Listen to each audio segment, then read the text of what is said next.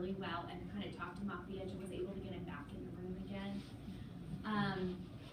And really was very humbling in, you know, I really want to come back in here, let's talk about this, and let's try to make this work, and talked about the nature of the counseling relationship. And right now he's really dominating the room, very dominant. I mean, for 30 minutes dominating the room, and he'll ask a question and it never enters his mind. Like, my supervisor asked a question about their relationship, and he answered about him and his wife, and he brought it back into the room of, no, this was about us. And he said, but I don't care about you.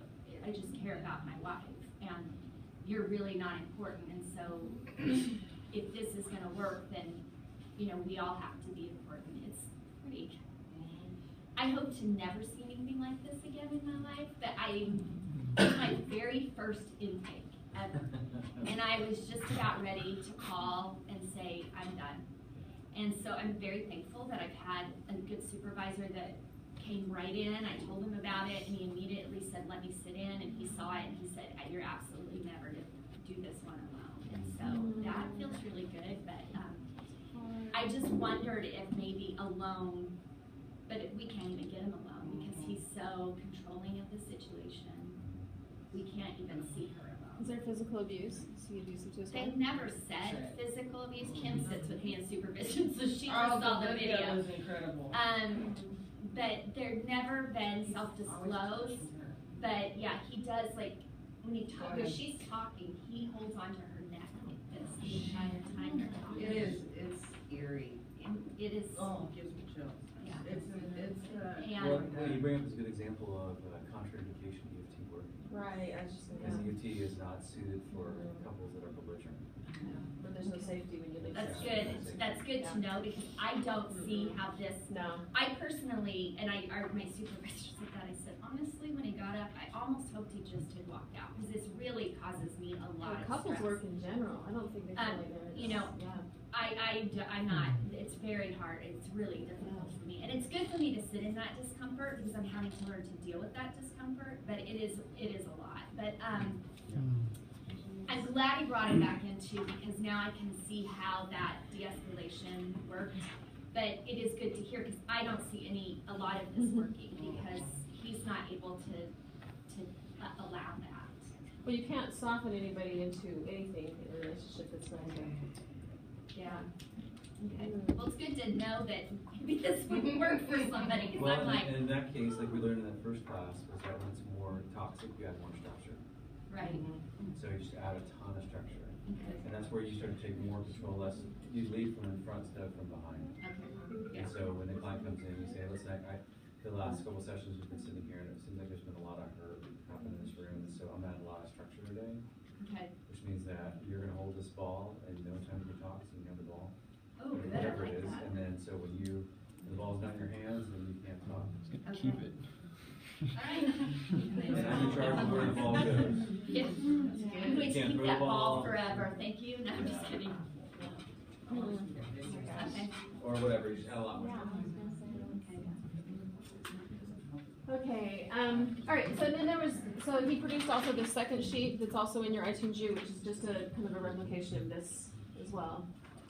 Okay, and then, okay, so just moving on to this is just, so moving back, so it's like we started with the couple and learning about their interactions, and then we went broader and looked at family of origin, and sort of how things looked in their family of origin. And then we actually cycled back in again to the cycle and started to kind of just ask some questions about, again, what we're doing here is, like this, the video was pretty good. It was very good. At what we're trying to do here is we're just trying to get an understanding of what is going on in their cycles here. So as part of the assessment, all we're doing here is we're trying to get a sense of like what happens. So we're assessing their cycle. So this is what happens, and we'll get a sense of like what was your last interaction, and then what happens when you have a fight. So generally, again, we've kind of brought this up before, but tell me about your last incident. Okay. So what happens when you fight? Then what? Then what? And then, okay, and then, so she's just kind of like, so what happens then? And then what happens after that? And then what do you do? And then what do you do? And so, and then she wants to know kind of broader strokes. So she kind of sometimes moves in to get specifics, but then she moves out and she wants to know when those things happen, then how do you reconnect? And then more broadly, she's looking at sort of the patterns of who's the pursuer, who's the withdrawer, right? So she wants to know who, see that's what she's asking there. Who's the one that comes in to reconnect? How does that happen? Who reaches for whom, right? And then she's trying always to look for what's the emotional experience that's going on in the couple, right? So she's probing for the underlying emotions of the experience. What is each partner experiencing as these things are unfolding? So she's probably seeing a lot of the secondary emotions, the anger, right? But she's trying also to start to get a sense of what's also going on underneath. They're probably not seeing that as much because they're not understanding, because this is early on, we're still in like the assessment period, right? But she's trying to get a sense of what the underlying emotions of the experience are. So she's sort of priming that for them, right? They don't understand that she's trying to get a sense of what these cycles are in this early part, okay? So some examples are, so when he or she shuts down, what happens for you inside? What are you experiencing inside? And these may be like the first times that they've ever really kind of thought about that. They're more just sort of living on the surface of these experiences, and so she's starting to try to get underneath, like what is really going on here. And so she's sort of trying to give them a new language for what's sort of going on the surface. When he gets angry, what's that like for you? So these are sort of her interventions that we've been talking about. Sort of the evocative responding and things like that. I think you're set too. Okay, yeah. Okay, so I'm happy thinking through this, okay? So, you guys that play head and shoulders, knees and toes when you're a kid? Okay, so we're gonna go chest, eyes, and then behaviors. So chest, eyes, behaviors. So what are you feeling? What are you seeing? And what are you doing? Chest, eyes, behavior, right? Head and shoulders, knees and toes, right? Chest, eyes, behavior. Okay. So when we're painting the secondary cycle, we're gonna think we're trying to get to their secondary emotions. What are they perceiving? And what are they doing? Behaviors. Okay. So, and this will make more sense in a second. So the cycle levels include action tendencies, right? Perceptions, thoughts about partners, secondary emotions, primary emotions go down here from the gut, right? This is where we breathe from. Primary emotions, secondary emotions, and unmet attachment needs. It's all of us, right? So the whole thing is unmet attachment needs, primary emotions, secondary emotions, perceptions, behaviors. This probably helps, right? Primary. All of me is what? Attachment needs. Primary emotions, secondary emotions, perceptions, behaviors. That's the entire cycle. Okay? So this is what we're going to look for. But first, in step 1, in this stage 2, we're going to be looking for secondary emotions, perceptions, and behaviors. Okay? Then when we move on from step 2, we're going to start looking for primary, secondary, perceptions. Step 4, we're going to look for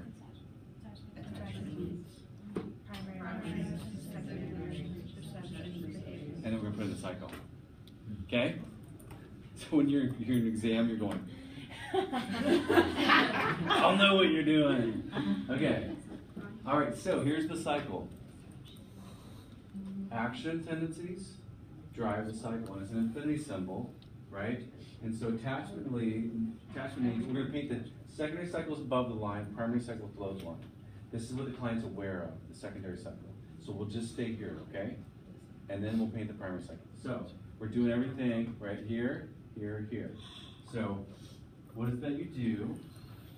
And then we come in here, secondary emotional responses, the feeling, right? So when you reach out and you yell at her, and then you feel angry, right?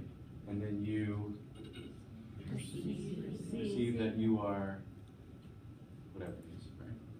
And then you withdraw or whatever, right? And so the classic pursue, so let's say this is the withdrawer, this is the pursuer.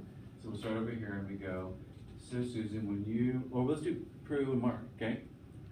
Okay, so Mark, so what does Prue do? What's Attack. Prue's behavior? Okay, when she flames and attacks, Mark feels Angry? attacked. He feels angry, and then Mark sees Prue as a threat, or right? Crazy.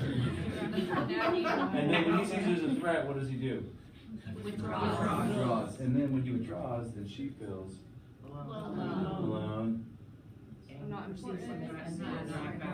And perceives him as not caring about her, and then she attacks. Right. Okay. So now we're gonna do it. Right. So if it's Valerie and I, we're gonna go.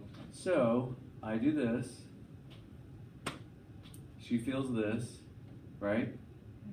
No. Here. Sorry. She feels this.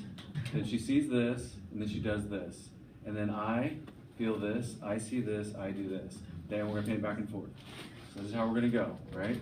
So when you're on this step, you're painting the secondary cycle. So Mark, let me understand if this is right. So Mark, it seems like in this relationship, sometimes Prue, when she's feeling alone, right?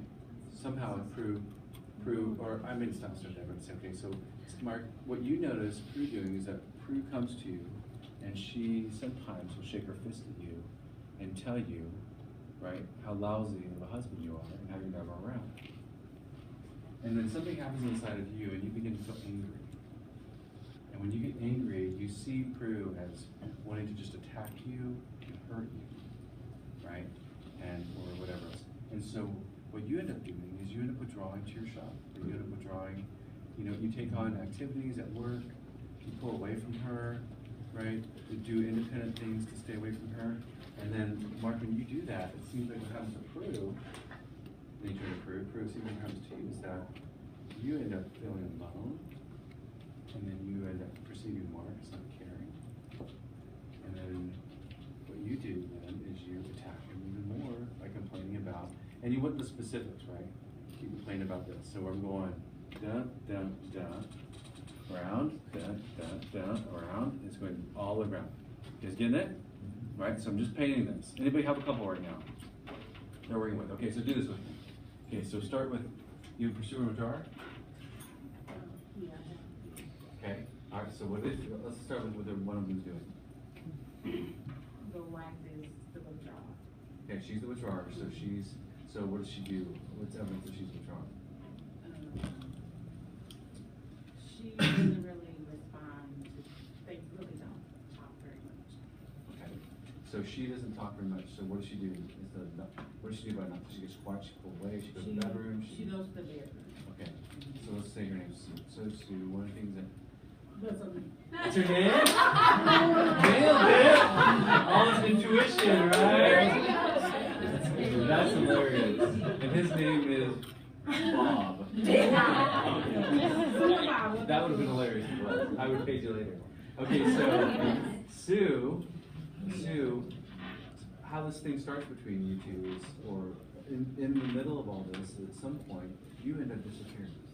You end up going to the bedroom, and then Mark, when you see her go to the bedroom, then Mark, it seems like you feel. He feels abandoned. Okay. And what is that? Feel abandoned. You feel abandoned, and what's the emotion? That's the primary emotion. That's the second emotion that he's aware of. You feel abandoned and angry, maybe? Yes. You feel abandoned and angry, right? And then you Perceive that. you don't, what, she doesn't, you don't matter to her? Right, and then you, what does he do when she goes to bed? He goes to the bed. Okay, so then they're gonna withdraw. So then you go to your bedroom, and when you go to your bedroom, and this is how it impacts her, you go around the room. Okay? All right? Another one, do you have another couple? Okay. Okay, all right. You have pursuer and withdrawer? Yeah. Okay. close to that. They're disorganized. They both come from trauma backgrounds. So Okay, so this might be hard one. all over the pot mess place. Okay, so we'll try and, yeah. But I